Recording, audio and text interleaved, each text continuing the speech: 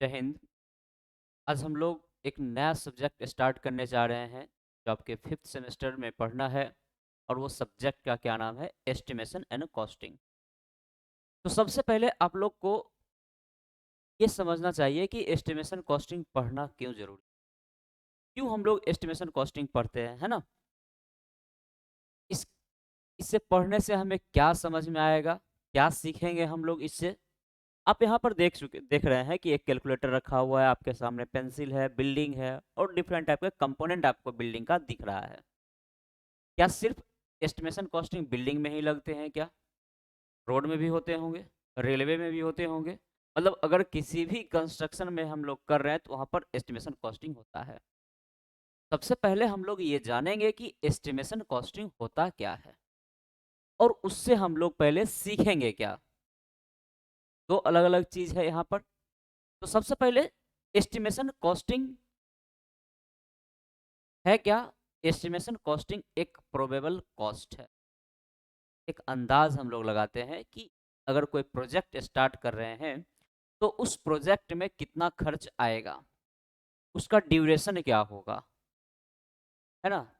अगर खर्च जब बिल्डिंग आपका बन रहा है या कोई कंस्ट्रक्शन बन रहा है, इसके दौरान अगर कोई खर्च हो रहा है तो ज़्यादा खर्च हो रहा है तो उसको हम लोग कैसे कम करेंगे, ये सब के बारे में हम लोग को पढ़ना है। तो हम लोग जानेंगे क्या, इससे हम लोग सीखेंगे क्या, इससे हम लोग क्या क्या सीखेंगे। इससे सबसे पहला बात कह रहा है कि हम लोग सीखेंगे कि कैसे प्रिपेयर किया जाता है एस्टिमेशन कॉस्टिंग को, है ना।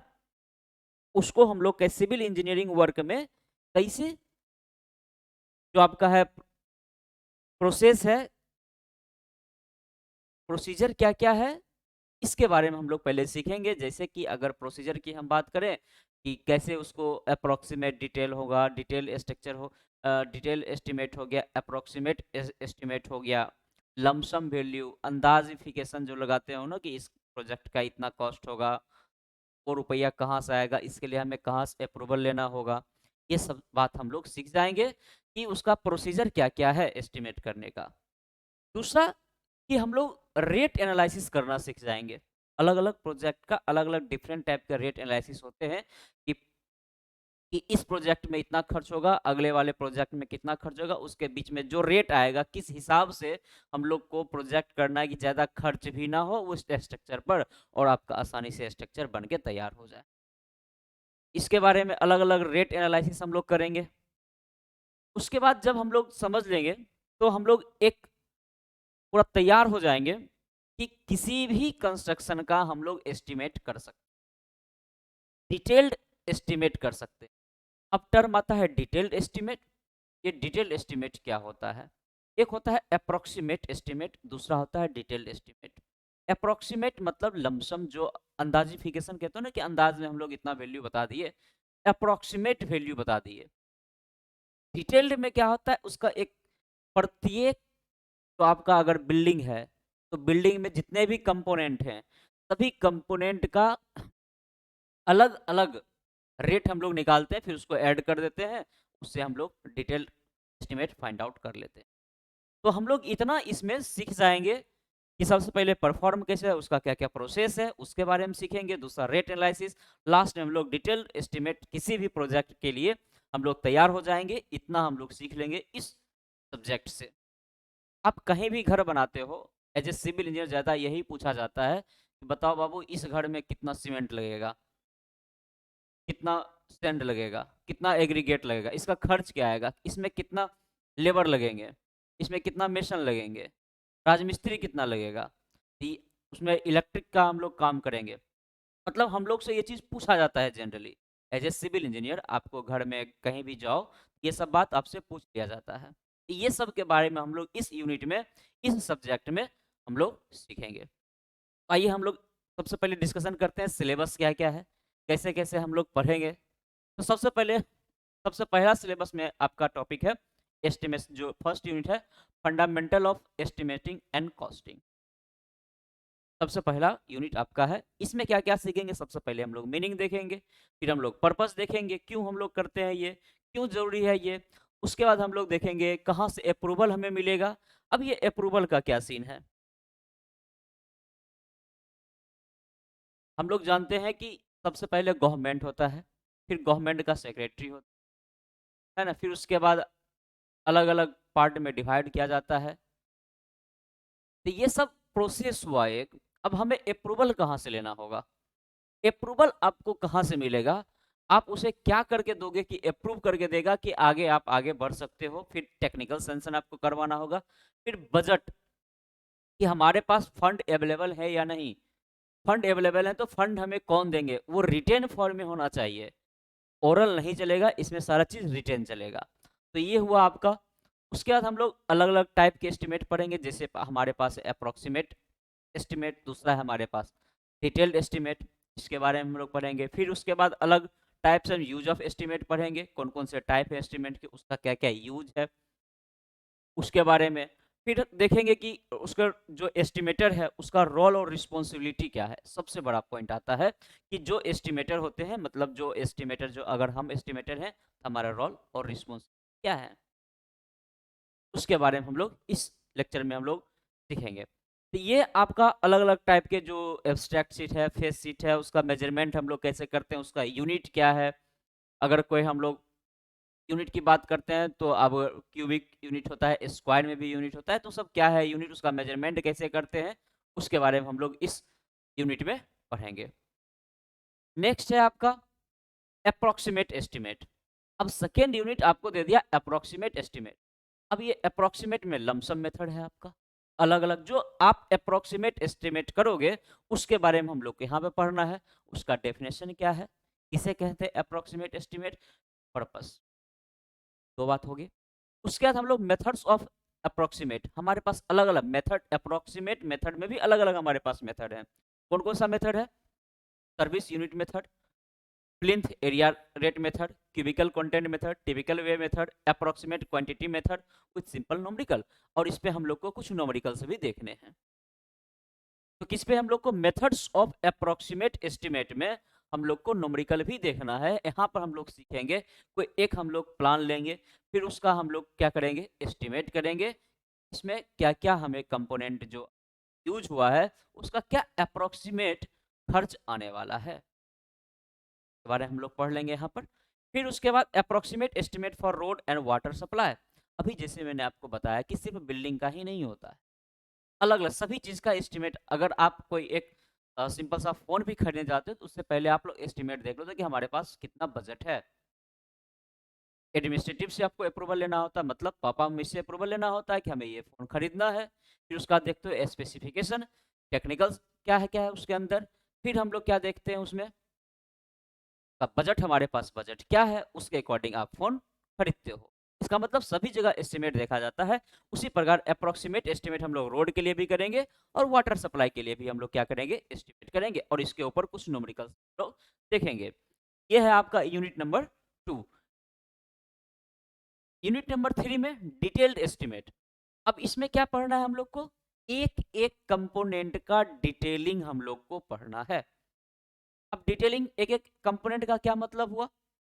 डिटेलिंग का सिंपल सा मतलब कि अगर जैसे फाउंडेशन हो गया, प्लिंथ हो गया, सुपर स्ट्रक्चर हो गया, सुपर स्ट्रक्चर में भी अलग अलग हो गया पार्ट, कॉलम हो गया, बीम हो गया, स्लैब हो गया, किचन हो गया, वॉशरूम हो गया, किस टाइप का वॉशरूम आप बनवा रहे हो, किस टाइप का किचन बनवा रहे हो, उसमें क्या क्या एडवांस टेक्नोलॉजी लगा रहे हो, सारा तो आएगा इसके अंदर। सीमेंट कितने लगेंगे, सेंड कितने लगेंगे, एग्रीगेट कितना लगेगा, सारा चीज तो देखना है इसमें हम लोग को। इट मीन्स हम लोग को कहाँ पढ़ना है उसमें, डिटेल्ड एस्टिमेट में। पर्पस क्या है, क्यों करते हैं हम लोग, ये सारा चीज हम लोग को इसमें पढ़ना। अब इसका अलग अलग मेथड भी है, long wall method, centre line method, दो अलग अलग मेथड है। उस मेथड पे हम लोग को न्यूमेरिकल भी देखना है। पुटिंग का एस्टिमेट करना है आप लोग को, उसमें न्यूमेरिकल्स बनाना है, तो वो हम लोग कहाँ पढ़ेंगे, इस यूनिट नंबर 3 में। एस्टिमेट यहाँ से हम लोग डिटेल में हम लोग यहाँ पर करेंगे। अब जैसे कि इलेक्ट्रिफिकेशन हम लोग को करना है, सैनिटरी चार्जेस क्या है, पेशेंट का क्या चार्ज है, ये सारा चीज हम लोग यहाँ पर पढ़ेंगे। किस यूनिट में, यूनिट नंबर 3 में। अब आता है unit number 4, estimate for civil engineering work, unit का नाम है। इसमें हम लोग को क्या पढ़ना, अर्थवर्क से रिलेटेड, कि अगर कटिंग और फिलिंग कहीं हो रहा है, जिससे अगर कोई प्रोजेक्ट आप बना रहे हो, अब उस प्रोजेक्ट में क्या हो रहा है कि अगर मिट्टी कहीं से हमें लाना होगा, मतलब अर्थवर्क हमें कहीं करना होगा, या तो कहीं से कटिंग करेंगे तब जाके कहीं फिल करेंगे, या कहीं हमें कटिंग करना है दूसरी जगह मट्टी को ले जाना है, मिट्टी को ले जाना है, सॉइल को ले जाना है, अर्थवर्क का हमें काम करना होगा। किसके लिए करेंगे? हो सकता है कैनाल के लिए करें, या हो सकता है रोड के लिए करें, या हो सकता है कि आप जहां बिल्डिंग बना रहे हो वहां पर भी जरूरी हो रहा हो। क्वांटिटीज फॉर रोड, एम्बैंकमेंट, बांध बना रहे हो तब, कैनाल। अब इसमें अलग अलग मेथड्स हैं, जिससे अगर आप पढ़े होंगे न्यूमेरिकल मेथड्स, उसमें आप पढ़े होंगे मिड ऑर्डिनेट मेथड, सर्वे में भी पढ़े होंगे, ट्रेपेजॉइडल मेथड पढ़े होंगे, प्रिज्मोइडल मेथड पढ़े होंगे। तो ये अलग अलग क्या है? मेथड्स हैं, और इस सब के ऊपर हम लोग को न्यूमेरिकल्स भी देखना है। न्यूमेरिकल इस सब पे एग्जामिनेशन में पूछा जाता है, इसलिए हम लोग को यहाँ पर ये बात पढ़ना है। Detail estimate for septic tank, प्रत्येक घर में सेप्टिक टैंक होती, तो उस सेप्टिक टैंक को बनाने में हमें क्या क्या खर्च आएगा, कितना रुपया खर्च होगा, उसका एरिया कितना लेना है, वहां से हम लोग यहाँ से पढ़ लेंगे यूनिट नंबर 4 से। नेक्स्ट, अब आता है रेट एनालिसिस, सबसे इंपॉर्टेंट यूनिट, सबसे इंपॉर्टेंट यूनिट रेट एनालिसिस। इसमें हम लोग को रेट के बारे में चर्चा करना है कि कीमत पर यूनिट क्या खर्च आने वाला है। अगर हम बात करें कि एक बेड को बनाने में 10 रुपया खर्चा आ रहा है, अगर एक बेड को या एक रूम को बनाने में 100 रुपीज खर्च आ रहा है, इसी प्रकार अगर मुझे 50 रूम बनाना हो तो कितना खर्च आएगा, अलग खर्च होगी। इसको हम लोग क्या करें, मल्टीप्लाई करके बता देंगे कितना खर्च आने वाला है।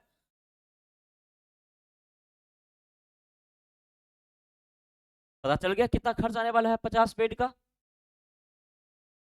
अगर एक बेड को बनाने में 100 रुपीज खर्च हो रहा है, हमें ऐसा ही 50 बेड चाहिए, तो मल्टीप्लाई कर देंगे, इतना रेट आ गया। तो ये सब हम लोग को इसमें पढ़ना है, डेफिनेशन क्या है, इंपॉर्टेंस क्या है, इसका पर्पस क्या है, तो हम लोग रेट एनालिसिस पढ़ेंगे।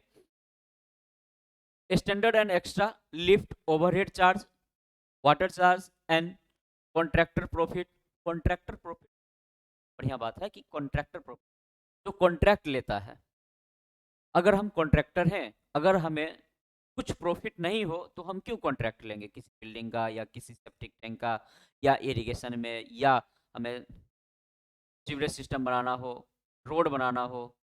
तो जब हम कॉन्ट्रैक्ट लेते हैं तो हमें कुछ प्रॉफिट होना चाहिए, तो वो सब हम लोग रेट एनालिसिस करेंगे कि इतना मिनिमम खर्च इतना होने वाला है, उससे हम लोग एक्स्ट्रा करके कॉन्ट्रैक्टर प्रॉफिट ऐड करके फिर हम लोग फिल कर देंगे। कैसे कैसे होता है, प्रोसेस क्या है उसका, प्रोसीजर क्या है रेट एनालिसिस का, इसके ऊपर न्यूमेरिकल होना चाहिए। फिर आपका टास्क वर्क है, डेफिनेशन, टाइप्स कितने हैं, डिफरेंट स्किल्ड लेबर, लेबर भी अलग अलग होते हैं, एक skilled labour, semi skilled labour, unskilled labour. जो जानकार होते हैं, ज्यादा जानकार, उसका ज्यादा सैलरी होता है, उसके ऊपर वर्क भी। डिफरेंट स्किल्ड लेबर के बारे में और डिफरेंट आइटम, अनस्किल्ड, स्किल्ड, है ना, जो कुछ पढ़ा हुआ भी नहीं है, पढ़ा हुआ इन सेंस कि उसको टेक्निकल स्किल नहीं है। अगर एक राजमिस्त्री की बात करें और एक लेबर की बात करें, तो राजमिस्त्री लेबर के रिस्पेक्ट में क्या है, स्किल्ड है, उसके पास स्किल है कि कैसे ब्रिक लेआउट होगा, कैसे ब्रिक ज्वाइंट होगा, कैसे कॉलम को कंस्ट्रक्ट करना है, कैसे बीम को कंस्ट्रक्ट करना है, सेंटरिंग क्या होता है, सेटरिंग क्या होता है, ये सारा चीज, है ना। तो ये सारा चीज इसमें हम लोग को पढ़ना है। ओवरऑल पैकेज आपका रेट एनालिसिस में इतना बात हम लोग को पढ़ना है।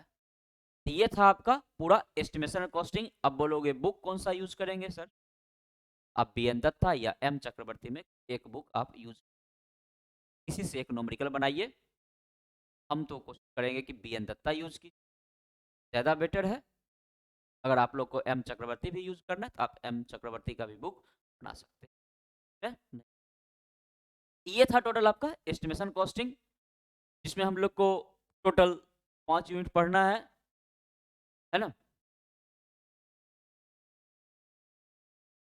तो अब हम लोग नेक्स्ट क्लास में स्टार्ट करेंगे, तो आज के लिए इतना ही।